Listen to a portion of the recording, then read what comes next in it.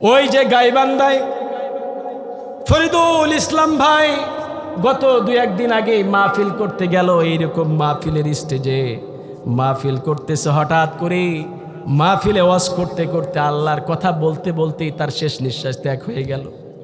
জানি না কোন জেলায় থেকে কোন জেলায় আবার লাশটি পড়ে থাকবে, আমি নিজেও বলতে পারবো না। কোন সময় মালাকুল মউত এসে আমাকে আমার প্রাণটাকে বের করে নিয়ে চলে যাবে। এই জন্য বিশ্বনবী সাল্লাল্লাহু আলাইহি সাল্লাম বলেছেন, তাহিয়্যুনা কামা তামুতুন, তুমি যে অবস্থায় মারা যাবা আল্লাহ তোমারে সেই অবস্থায় তুলে নিবে। তোমার মৃত্যু যদি হয় মসজিদের দিকে রওনা হওয়ার সময়, আল্লাহর কিয়ামতের দিনে তুমি তাসবিহ গুনতে গুনতে উঠে যাবে। তোমার মৃত্যু যদি হয় নামাজরত অবস্থায়, তোমার মতো খুশনসিব আর কারো হবে না। আর তোমার মৃত্যু যদি হয় এমন এক অবস্থায় যে অবস্থাটাকে আল্লাহ পছন্দ করেন না, তাহলে তোমার মতো হতভাগ্য দুর্ভাগা আর কারো কপাল হবে না। ঠিক না ব্যাঠিক বলে?